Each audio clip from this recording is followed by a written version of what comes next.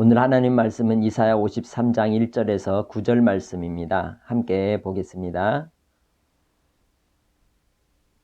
우리가 전한 것을 누가 믿었느냐? 여호와의 팔이 누구에게 나타났느냐? 그는 주 앞에서 자라나기를 연한 순 같고 마른 땅에서 나온 뿌리 같아서 고운 모양도 없고 풍채도 없은즉 우리가 보기에 흠모할 만한 아름다운 것이 없도다. 그는 멸시를 받아 사람들에게 버림받았으며 간고를 많이 겪었으며 질고를 아는 자라. 마치 사람들이 그에게서 얼굴을 가리는 것 같이 멸시를 당하였고 우리도 그를 귀히 여기지 아니하였도다. 그는 실로 우리의 질고를 지고 우리의 슬픔을 당하였거늘 우리는 생각하기를 그는 징벌을 받아 하나님께 맞으며 고난을 당한다 하였노라. 그가 찔림은 우리의 허물 때문이요 그가 상함은 우리의 죄악 때문이라. 그가 징계를 받음으로 우리는 평화를 누리고 그가 채찍에 맞음으로 우리는 나음을 받았도다. 우리는 다 양 같아서 그릇 행하여 각기 제 길로 갔거늘 여호와께서는 우리 모두의 죄악을 그에게 담당시키셨도다. 그가 곤욕을 당하여 괴로울 때에도 그의 입을 열지 아니하였으며 마치 도수장으로 끌려가는 어린 양과 털 깎는 자 앞에서 잠잠한 양같이 그의 입을 열지 아니하였도다. 그는 곤욕과 신문을 당하고 끌려갔으나 그 세대 중에 누가 생각하기를 그가 살아있는 자들의 땅에서 끊어짐은 마땅히 형벌받을 내 백성의 허물 때문이라 하였으리요. 그는 강포를 행하지 아니하였고 그의 입에 거짓이 없었으나 그의 무덤이 악인들과 함께 하여 있었으며 그가 죽은 후에 부자와 함께 있었도다. 아멘. 온 인류의 구원을 위해서 이 땅에 하나님의 아들이신 예수님이 오셨고 우리를 위하여 십자가를 지신 날이 이제 곧 성금요일이라고 우리는 말합니다.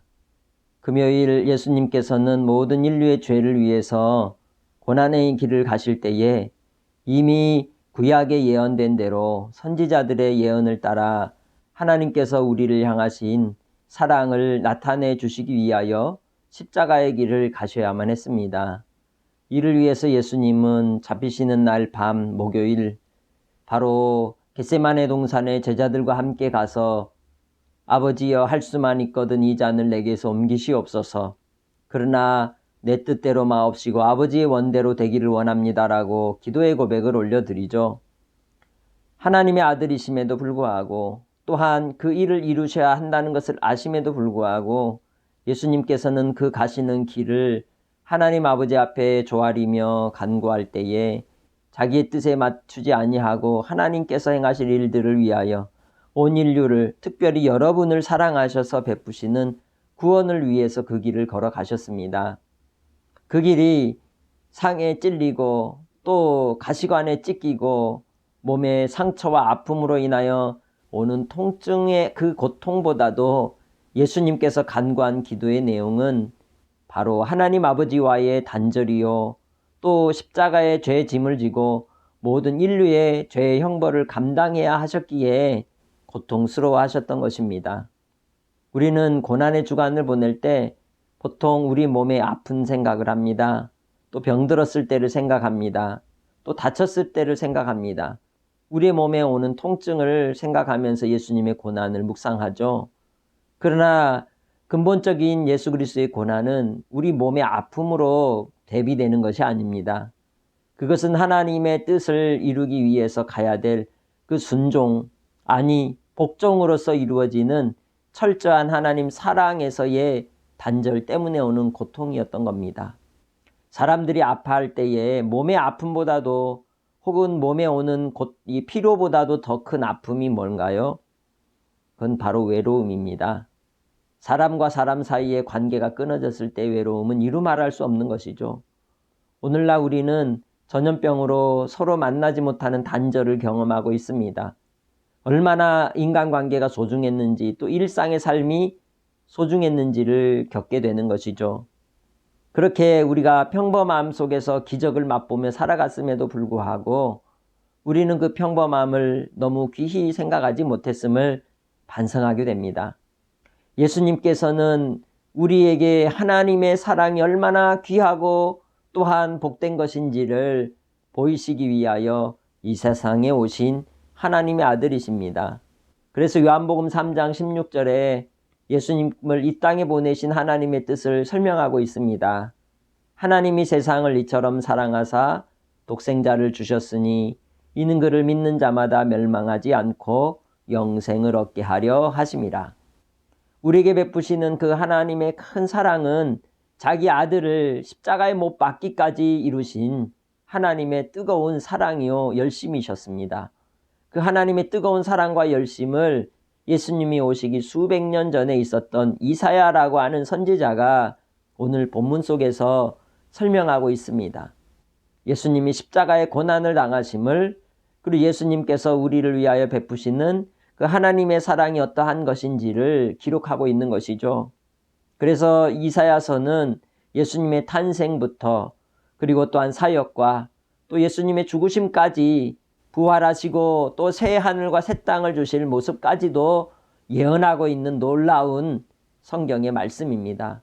그 말씀 속에서 예수 그리스도께서 이미 구약에 예언된 메시아요 하나님의 아들로서 우리에게 베푸실 놀라운 하나님의 크신 은혜를 드러내고 있는 것이죠. 특별히 이사야 53장을 우리는 종의 노래라고 말합니다. 고난받는 종의 노래. 하나님의 종으로서 또한 왕으로서 이 땅에 오셔서 우리를 위하여 흘리실 십자가의 크신 형벌과 고통이 어떠한 것인지를 말씀하고 있습니다. 1절 말씀을 봅니다. 우리가 전한 것을 누가 믿었느냐? 여호와의 팔이 누구에게 나타났느냐? 2절입니다. 그는 주 앞에서 자라나기를 연한 순 같고 마른 땅에서 나온 뿌리 같아서 고운 모양도 없고 풍채도 없은즉 우리가 보기에 흠모할 만한 아름다운 것이 없도다. 예수님을 볼 때에 배경이나 혹은 또한 인맥이나 또한 그 출신이나 그리고 예수님의 그러한 학력조차도 드러낼 만한 것이 없다는 것이죠. 연한 순과 같다고 성경은 말씀합니다.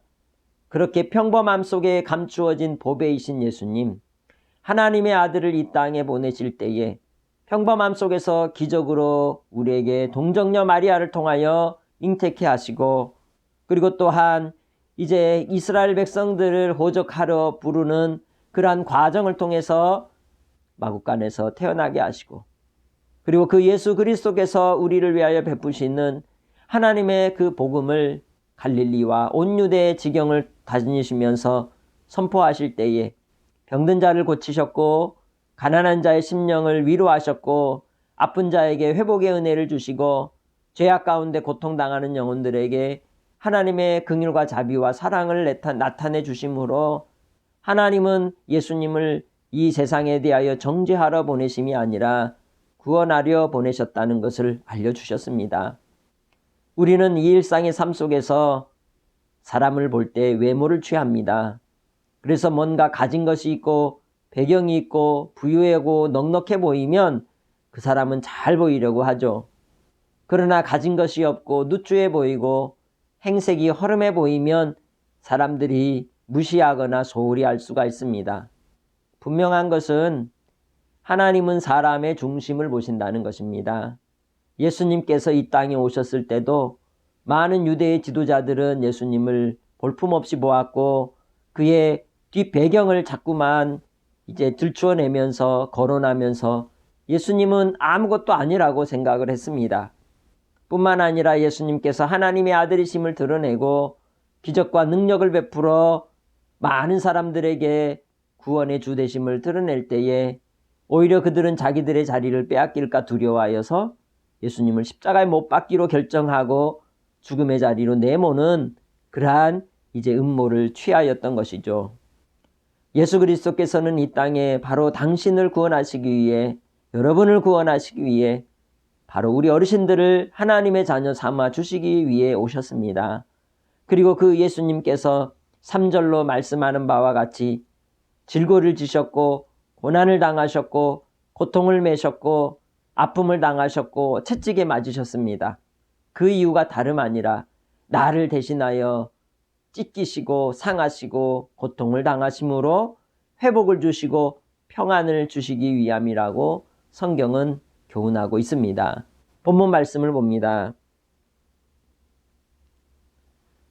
3절입니다. 그는 멸시를 받아 사람들에게 버림을 받았으며 간고를 많이 겪었으며 질고를 아는 자라. 마치 사람들이 그에게서 얼굴을 가리는 것 같이 멸시를 당하였고 우리도 그를 귀히 여기지 아니하였도다. 세상은 예수님에 대하여 버리며 또 예수님을 무시하고 묵인하였지만 예수님께서는 사명의 길, 우리를 구원하시는 길을 가셨습니다. 5절로 4절부터 말씀합니다. 그는 실로 우리의 질고를 지고 우리의 슬픔을 당하였거늘 우리는 생각하기를 그는 징벌을 받아 하나님께 맞으며 고난을 당한다 하였노라. 우리의 인생 속에서도 우리가 이해할 수 없는 고난과 고통을 당할 때가 있습니다. 그러나 그 고통에는 반드시 이유와 의미가 있는 것이죠. 죄로 인한 고통일 수도 있고 또 하나님께서 우리를 연단하시기 위한 고통일 수도 있고 내가 욕심에 빠지는 올무일 수도 있습니다. 그처럼 예수 그리스도의 고난은 분명하고 확실한 것인데 우리와 다른 점이 있다면 그것은 온 인류의 죄를 짊어지셨다는 것이죠. 우리는 우리 죄 때문에 사망의 자리에 또 사망의 길을 걸어갈 수밖에 없는 인생이지만 예수 그리스도는 우리를 위하여 생명의 길을 열어놓으시려고 사망을 향하여 걸어가셨던 것입니다. 우리의 질고를 짊어지셨다고 말씀합니다. 같이 봅니다. 5절입니다. 그가 찔림은 우리의 허물 때문이요 그가 상함은 우리의 죄악 때문이라. 그가 징계를 받음으로 우리는 평화를 누리고 그가 채찍에 맞음으로 우리는 나음을 받았도다. 바로 예수 그리스도께서 우리를 대신해 주셨다는 것이죠. 그것을 대속이라고 말합니다. 대속의 의미는 마치 경제적인 관계 속에서 빚을 진 자에게 그 빚을 갚아주는 것을 말합니다. 우리가 살면서 경제적인 여유를 가지고 사는 사람이 몇이나 되겠습니까? 많은 사람들이 대부분 마이너스의 인생을 삽니다. 그러다 보면 빚이 생기기도 하고 부채가 생기기도 하고 누군가의 보증을 서주기도 하고 그런 어려움의 상황이 맞닥뜨리게 되죠. 저희 가정도 그렇습니다. 저희 아버님께서 이제 친구의 보증을 서느라 재산을 다 잃어버린 때가 있었습니다. 그것은 보증이라고 하는 것은 누군가의 빚을 대신 이제 신용을 담보로 그를 또한 재산을 담보로 누군가에 대해서 대신 갚아줄 의향을 가지고 있다는 증명이기도 하죠. 그 사람에 대해서 이제 신임을 이제 이 다른 사람들에게 보여주는 것입니다. 그러나 그 결과는 당사자가 빚을 갚지 못할 때 그 빚을 내가 떠안아야 되는 그러한 어려움을 당할 수도 있는 것이죠. 이 세상의 삶을 보면 급할 때에 누군가에게 손을 내밀고 도움을 요청하지만 그 도움을 받은 사람도 어찌할 수 없는 상황 속에서 고통의 나날을 함께 보낼 수도 있습니다. 인간의 관계가 끊어질 수도 있습니다.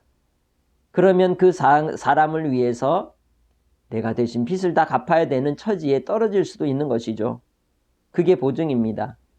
예수님께서는 우리를 위해 보증을 서셨고 우리의 모든 죄값을 치러야 한다는 것을 아심에도 불구하고 우리를 대신하여 그 빚을 갚는 자리에 가셨던 겁니다. 우리 예수 그리스도의 십자가의 사랑은 한이 없어서 그 누구라도 모든 사람을 다 품을지라도 갚을 수 있는 능력이 계신 분입니다. 이를 위해서 예수 그리스도께서는 십자가를 지셨던 것이죠. 우리의 죄의 짐을 지신 것입니다. 죄의 형벌을 대신 받으신 것입니다.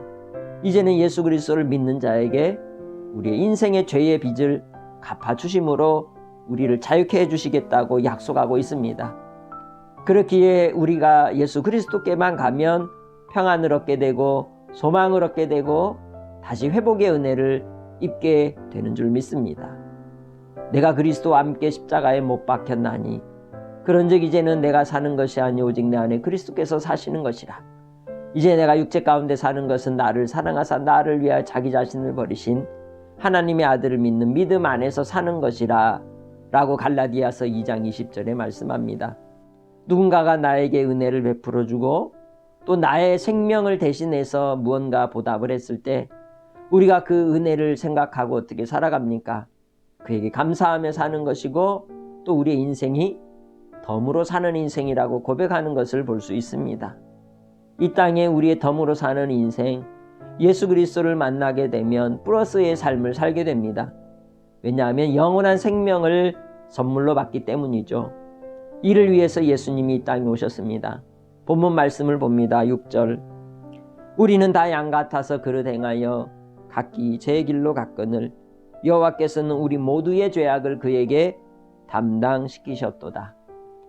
우리 인생들이 다 죄의 문제를 해결하지 못한 채 흩어져 유리방황하며 목자 없는 양과 같이 고통과 고생하며 그렇게 흔들릴 때 예수께서 우리를 위하여 대신 그 죄의 짐을 해결해 주심으로 다시금 모일 수 있는 기회를 주었고 하나님 아버지께로 돌아갈 길을 열어주셨음을 말씀하는 것이죠.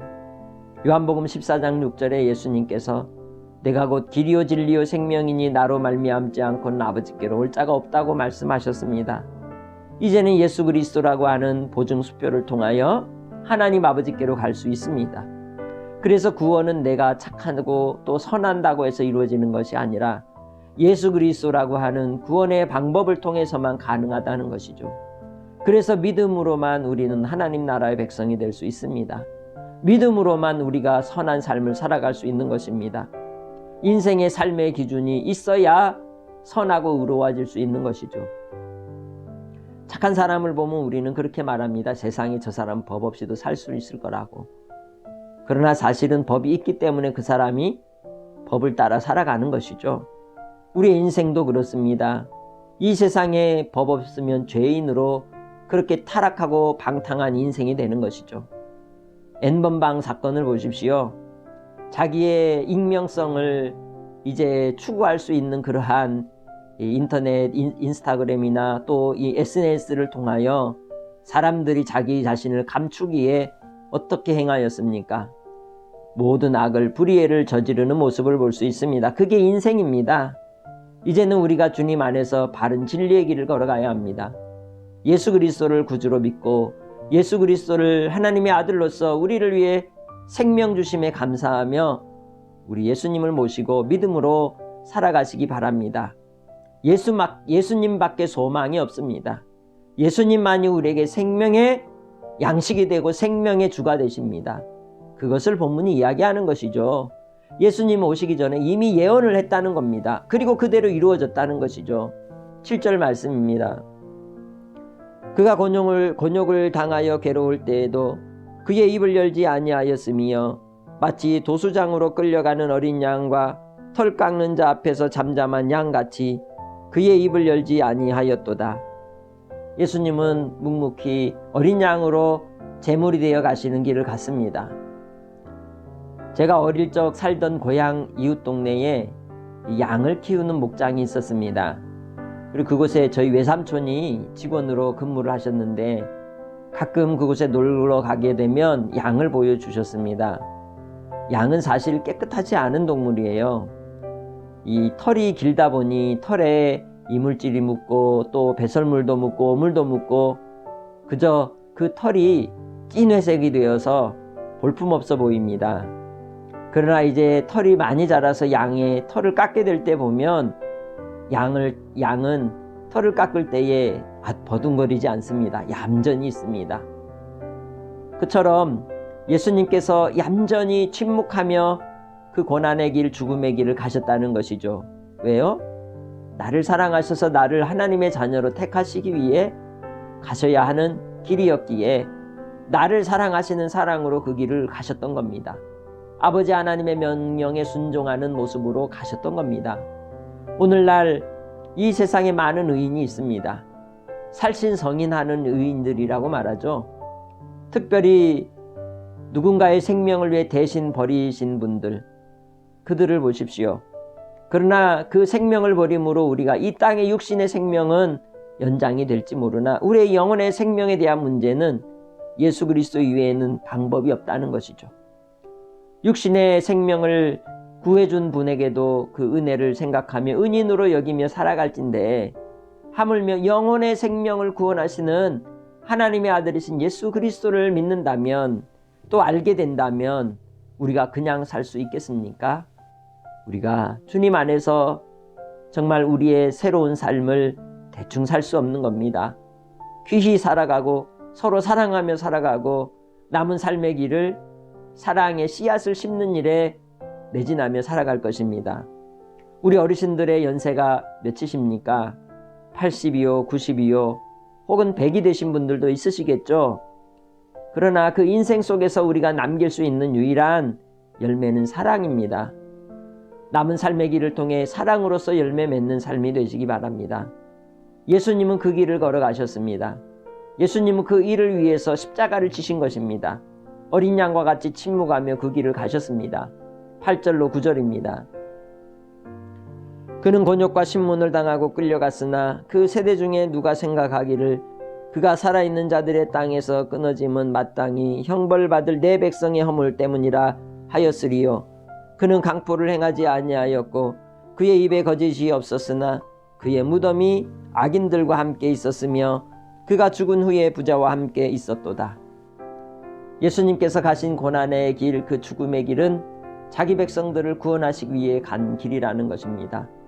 사실 예수님이라고 하는 이름 자체가 가진 뜻이 구원자라는 뜻이요, 자기 백성을 그들의 죄에서 구원할 자라는 뜻을 갖고 있기 때문에 예수님은 그 이름대로 사셨습니다.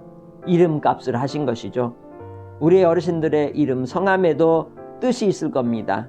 또 그 뜻을 따라 여러분의 삶을 사셨나 한번 돌아보시기 바랍니다. 예수 그리스도께서는 우리를 위하여 자기 백성들을 구원하시는 길을 가셨고 그 길을 통하여 우리에게 한량없는 하나님과 하나님의 사랑과 은혜를 베풀어 주시되 자기 죄로 죽으신 것이 아니라 우리 인류의 죄를 위해 죽으셨다는 겁니다. 하나님을 대적하여 높아진 모든 불의와 죄악과 탐욕을 제거하시고 또한 우리에게 생명과 소망의 길로 인도해 주신 것이죠. 특별히 예수님께서 가신 그 구원의 길을 통해 우리에게 하나님께서 주신 그 은혜의 약속은 이제 예수님을 믿으면 구원을 받고 하나님의 자녀로 살아가는 소망을 주셨다는 겁니다. 뿐만 아니라 하나님 나라를 기업으로 잇는 백성이 된다고 말씀하셨습니다. 이 땅에 소망이 무엇이 있을까요? 우리 어르신들이 살아온 삶을 돌아보면 뭐라고 얘기하십니까? 헛되고 헛되구나 고백할 겁니다. 인생 무상이다 고백할 겁니다. 우리의 인생의 삶이 무언가를 잡는 것처럼 달려왔는데 돌아보니 잡은 것은 없고 건강도 잃고 우리의 몸에 연약함에 쌓여있는 삶을 우리는 대하고 있습니다. 그때에 바로 예수 그리스도가 필요한 것이죠. 그때에 바로 하나님의 사랑이 필요합니다. 이제는 우리의 남은 여생을 하나님 아버지 앞에서 더불어 사는 삶, 덤으로 사는 삶으로 살아가기를 소망합니다. 예수님께서 바로 십자가의 대속의 제물이 되어서 우리를 위하여 죽으셨을 때에 예수님은 부자의 무덤으로 들어가셨습니다. 바로 아리마대 요셉이라고 하는 그 당시 부유한 사람이 자기의 집안을 위해 만든 새로운 무덤에, 아무도 들어가지 않은 그 무덤에 예수님을 안치시켜 드렸습니다. 그리고 3일 만에 부활하신 것이죠. 예수 그리스도께서는 부활의 첫 열매가 되었다고 말씀합니다. 다시 살아나셨다는 겁니다. 그리고 이 땅에 계시지 않고 하나님 보좌 우편에 계십니다. 때가 되면 이 세상에 대하여, 죄에 대해서, 의에 대하여, 심판에 대하여 우리에게 책망하시기 위해 성령을 보내어 주셨고 성령으로 믿는 사람은 살아가되 마지막 때에는 예수님이 오셔서 모든 일에 대해 심판할 심판의 주, 재림주로 오실 것입니다. 그때를 준비하며 남은 삶을 살아가시기 바랍니다. 이 세상에 사랑받지 못할 사람 없고 또 사랑하며 살아가지 못할 사람 없는 것입니다. 그처럼 예수 그리스도가 필요하지 않은 사람은 아무도 없습니다. 할 수만 있으면 우리 모두가 예수 그리스도를 구원의 주로 믿고 소망 가운데 살아가시길 주의 이름으로 축복합니다. 코로나19로 인해서 우리가 여러 어려움의 시간들을 보내고 있죠. 중요한 것은 그 시간을 어떻게 보내느냐는 것입니다. 남들도 똑같이 지나가는 하루 24시간이지만 그 시간을 보람되고 유익하게 보내려면 예수님을 구주로 모시고 믿음으로 주님을 찬송하며 감사하며 보내시기 바랍니다. 감사는 하루 24시간을 48시간으로 만드는 은혜요, 또한 우리가 복되게 보낼 수 있는 변화된 삶의 도구입니다. 그릇입니다. 오늘 한 날도 주님 안에서 내게 구원의 은혜 베푸심에 감사하며 비록 내가 누추하고 연약한데 나를 위해서 십자가로 말미암아 보여주신 그 하나님의 사랑 앞에 나아가시길 바랍니다. 우리를 위해 채찍에 맞으시고 또한 찢기시고 상처를 받으심은 나에게 나음을 주시고 평화를 주시기 위한 것이기에 우리 어르신들 예수님 안에서 평안을 누리고 기쁨을 누리고 또 한날 한날의 삶 속에 승리하시기 바랍니다. 함께하는 우리 센터장님, 또 우리 선생님, 또 직원들 건강하시고 다시 뵐 때까지, 또 다음 주 예배할 때까지 한 주간도 승리하시길 축복합니다. 사랑합니다. 감사합니다. 기도하겠습니다.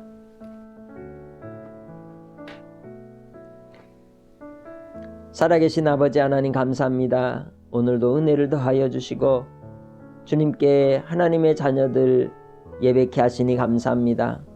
이 혼탁하고 어두운 세대 속에 아버지밖에 바랄 것이 없으며 소망이 없습니다. 우리의 인생의 길 주께서 인도하여 주셔서 생명으로 인도하여 주시사 아버지의 뜻이 이 땅에 이루기까지 우리의 삶의 길을 인도해 주옵소서. 아버지 하나님께서 센터를 지켜주시고 보호하여 주시고 이 어려운 때에도 주께서 은혜를 공급하사 삶의 길을 열어주시고 또 우리 어르신들 건강 회복할 수 있는 기회가 되게 하시고 더욱더 주님 안에서 화목을 이룰 수 있는 삶의 현장들이 되게 하셔 주시옵소서. 또 우리 선생님들 또 우리 모든 직원들 필요를 공급해 주시고 사랑함으로써 섬김으로써 아름다운 복의 사람들이 되게 해주시기를 원하옵고 감사 영광 돌리며 예수님의 이름으로 기도합니다. 아멘.